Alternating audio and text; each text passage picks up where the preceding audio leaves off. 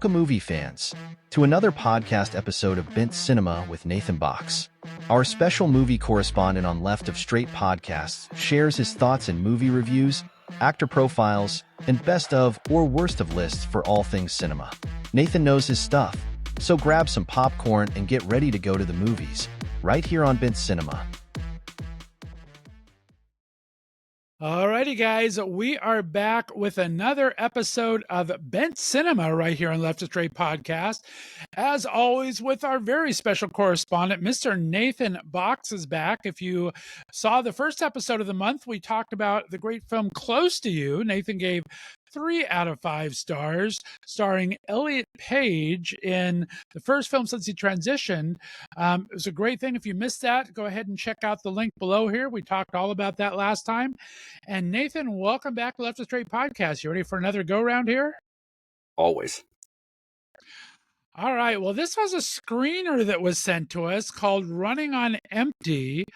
Kind of a dramedy, I guess, comedy, a little bit of drama in there. Did you ever see The River Phoenix Running on Empty? I did not, but I'll add that to my list. It's one of my all-time favorite films, and Okay. I have to tell you, you have to put that in your watch list. So I was excited if this was a remake or something, because the first film starred River Phoenix, one of his close to one of his last films, I believe. Also co-starred Martha Plimpton, Christine Lottie, and Judd Hirsch.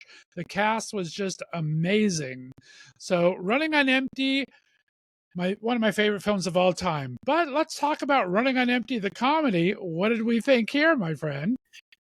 So yeah, I think the original title of this film, I think, is like Mort in Sherman Oaks or something like that, and it got its title changed to Running on Empty. Okay, so the concept of this film, I think, is really interesting. You know, Right. Our characters live in a world where they do have the ability to find out the day that they're going to die. And for Mort, our lead character, that's within a year. And it throws his entire life into chaos. His wife leaves him and finds another fiance within like a month. He continues working at the family business, which happens to be a funeral home, where Jim Gaffigan is the lead of the home, the funeral home. Jim does a great job in this movie, playing a very weird character. Mort is sort of trying to figure out whether or not he'll sort of embrace that the end is near and check some things off his bucket list, or will he continue as life has normally been. And this, creates some really funny results, of one of which is that he goes home unknowingly with we'll just say a lady of the night, and it is her death date. And so this creates a weird scenario, a running gag through the film, where Mort owes her John a bunch of money, and the price keeps increasing. And then we get down the scene, or we get down the road here, and Mort has joined a dating service where people who know their death dates are connected. This really leads to a lot of really bad but funny dates, and Mort goes back to this business to complain that the dates have been really bad, meets this girl, sort of falls heads over heels with her, and she's encouraged him to check those things off the bucket list. And then we get a very weird ending that I'm not going to spoil. There are so many things that this film does really well, in so many boxes that it checks for me. I love a good dark comedy. This is a dark comedy in so many ways. It's also, rather awkward, and I love a film that sort of makes you set up and pay attention to it because it is a little awkward. But I just don't know if this thing knows what it wants to be. Um, you know, the whole thing with the pimp and the owing the money and the car, I didn't care for any of that at all. I found it really Right. distracting. I found it really unnecessary. I wish they would have found another device to tell a side story. There is this main plot of Mort's relationship ending, Mort getting into another relationship. I wish this subplot would have been something else besides, a pimp and a stolen car and wanting money and all that sort of thing. I did not care Right. for any of that, and not all the jokes in this thing land solidly, and not everyone is bringing their A game. So there were so many things working for this film, but ultimately, don't. I don't think it lands. Yeah, I mean, we're getting near, I can't believe we're getting near the end of the year already. And so I'm starting to get all these screeners for movies, and you really don't know, unless I look at them, I don't know what to expect, right? So I'm hoping it's good Oscar buzz stuff, trying to get screeners for these things, and you never really know what you're going to get. So, like I said, the title intrigued me. It does have a great cast. I'm a huge Lucy Hale fan. I love Monica Potter. Dustin Milligan was fantastic in Schitt's Creek, the television show. So I was intrigued by the cast, intrigued by the title, didn't know what to expect, and as you said, it does have some fun moments to it and everything, but it's just not 100% there for me either. So I hear what you're saying, that's for sure. You know, Jim Gaffigan continues to pick these really odd roles in indie movies, and I think he's particularly great in this film as sort of a date crazed, sex crazed owner of a funeral home. I found every scene that he is in to be pretty fantastic. And I'm also reminded of, I'm a pretty loyal watcher of Saturday Night Live, and I've been sort of wondering where Jay Pharoah is for a long time and why this Right. guy is not getting more roles, because I think he's super talented and a really great comedic actor. He's also really phenomenal in this film. I I want more of him, so Hollywood, please hire this guy for other stuff. So there are some bright spots, but you'll be struggling to find a lot of them. It is a first time director. I think, what's his name? Daniel Andre. So, first time feature film director. He's done quite a few shorts. He's written, I think, and produced and directed 7 or 8 shorts. This is his first feature, which always has its own challenge for a first timer. But to have that kind of cast, I was expecting a little bit more. So, I agree 100%.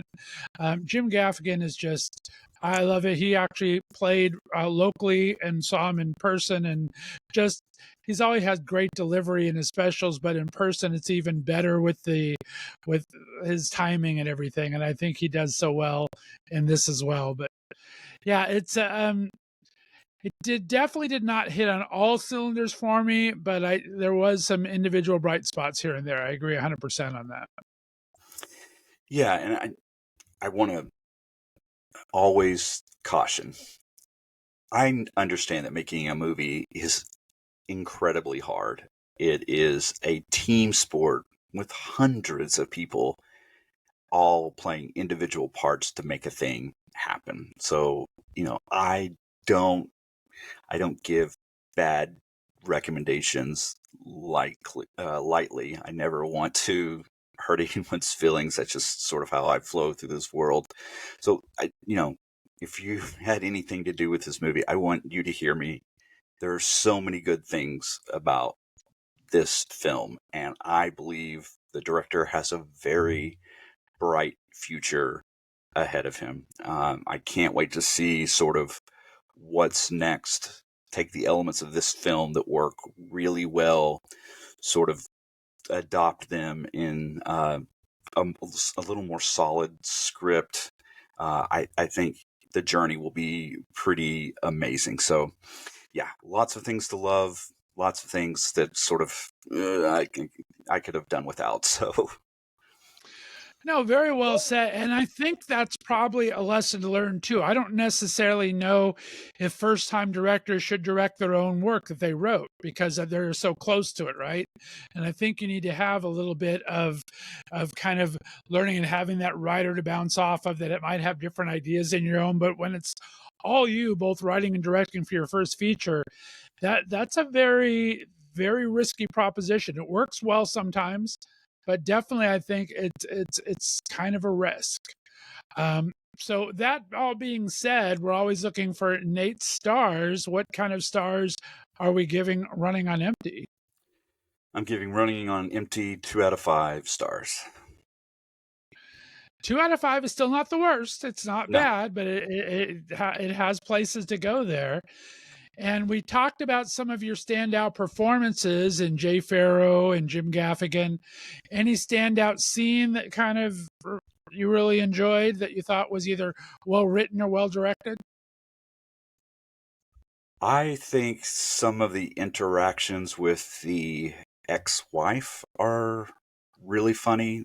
There is this odd scene at the home of her new fiance where there's a pool and a massage thing going on, and it's really weird.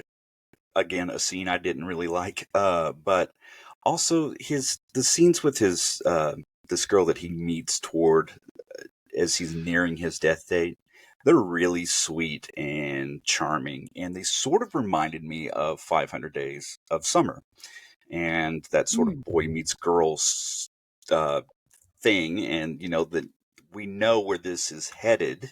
How are we going to get there is very interesting to me. I could have done a whole movie with just the two of them marching toward his death date. I think would have been a very fun comedy. I wish she shows up. I wish she would have showed up a little earlier in the film. It is on the back half of the film, but the two of them together have fantastic chemistry and do a fantastic job together. And the lead, who Keir Gilchrist, is really the most unknown of the cast too. So I don't know. I looked at he does have a resume. He has been doing some films 2014, but I don't know if he's had to carry anything before. I don't know what that was. But what did you think of his overall performance and where he has to go from here? Yeah, a little monotone, a little flat. Not the most expressive performance that you'll ever see. I wanted a little bit more emotion from someone that knows that they're about to die. Even when getting the initial news, it isn't a major shock, and that just doesn't feel realistic to me. If you told me right now, Nathan, you've got 365 days to live, first it's going to be tremendous sadness that it's going to be over soon. But then I'm trying to get everything on my bucket list done as quickly as possible. So, yeah, a little flat. He might, but he could probably do well in a Wes Anderson movie and knock it out of the park. There you go. And the juxtaposition of that scene too, where she is so over the top, the wife on her date and everything, and in her comedic way, but she is really over the top and he is so understated. You're right. It's kind of it's I don't know, it just didn't play well for me as well. So I agree 100%. Well, then we have mixed reviews for September. I'm excited to see what we're going to be doing for spooky season next month. We're going to have to explore the horror genre a bit, and I can't wait to see what you're in the mood to talk about for next month. But 2 stars today for Running on Empty. Be sure to see the original Running on Empty that I talked about. I think you're going to enjoy that. Nathan, remind everybody where they can find your fantastic website and follow you on social media, my friend. Yeah, the website is natetheworld.com, and the social media handle is at natetheworld. I'm on too many social media channels, so just search at Nate the World. You'll find me. There you go. I hear you. Well, guys, we're lucky to have Nate here for Bent Cinema twice a month. Look for Nathan Box here. We'll try to do it around the second and fourth Friday or so. We'll see. We'll get it, kind of switch it around. But we're going to have one more. This will be the second episode for this month. We'll have 2 brand new episodes in October. We appreciate, as always, you tuning in to Left to Straight Podcast. Have a great rest of the month, everyone. Bye-bye. Well, that's a wrap on another Bent Cinema podcast. Thanks as always to Nathan Box, who joins us twice a month here on Left of Straight Podcasts. Be sure to give us a thumbs up or 5-star review wherever your podcasts are distributed. Until next time, we'll see you at the movies.